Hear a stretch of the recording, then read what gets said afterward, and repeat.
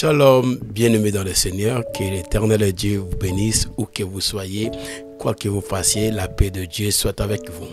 Nous revenons dans cette deuxième chapitre, dans cette réflexion à laquelle nous sommes en train de partager dans le monde et dans le corps du Christ. Aujourd'hui, nous allons encore commencer par cette réflexion. Après, nous allons donner le point très important.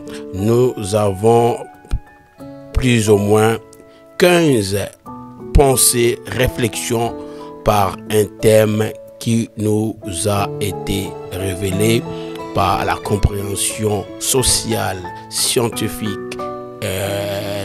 philosophique, théologique et biblique. C'est la colère. Dans la vie, la colère est l'élément à maîtriser si tu as l'occasion. Sinon, l'arme la plus dangereuse des innocents conscients ou inconscients, c'est la colère.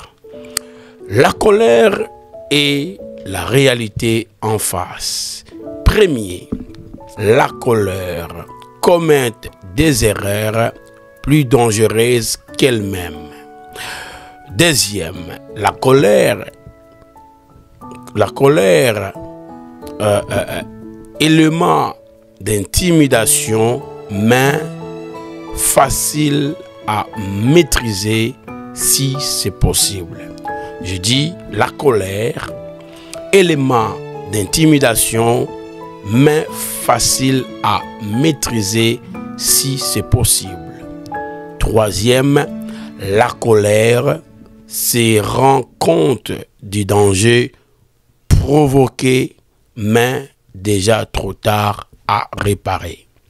La colère se rend compte du danger provoqué, mais déjà trop tard à réparer. Quatrième, la colère avec la brutalité va de pair, mais la brutalité peut être éducative. La colère avec la brutalité va de pair, mais la brutalité peut être éducative. La colère est souvent la porte du monde des ténèbres. Or, la Bible dit que le soleil ne se couche pas sur votre colère et ne donne pas accès au diable.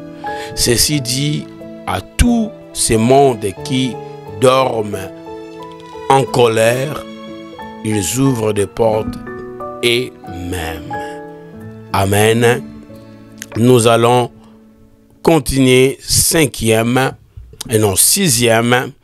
La première victime est souvent celui qui est en colère. La première victime est souvent celui qui est en colère. Nous allons revenir après cette communication.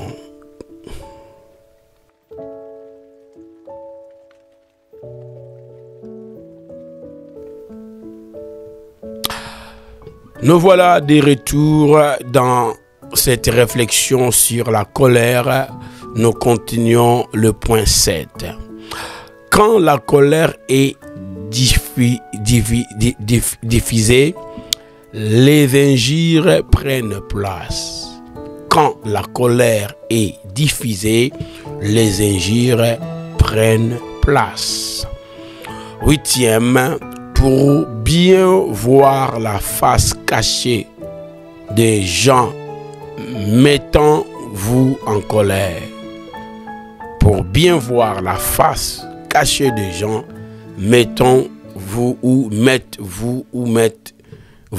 en colère. Neuvième, une partie de l'amour est souvent manifestée par la colère. Une partie de l'amour est souvent manifestée par la colère. 10e, le monde est rempli par la colère des imbéciles. Le monde est rempli par la colère des imbéciles. 11e, souvent la guerre est inévitable lorsque la colère prend place de l'amour.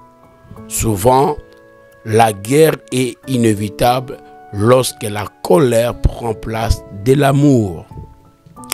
12e, la colère a souvent détruit ce qu'on a habitué à construire. La colère a souvent détruit ce qu'on a l'habitude de construire. Vous allez remarquer, ce que vous construisez, c'est ce que vous détruisez. Alléluia. Passons 13e. La colère est comme une tempête de sable où on ne joue pas avec le piment. La colère est comme une tempête de sable où on ne joue pas avec le piment.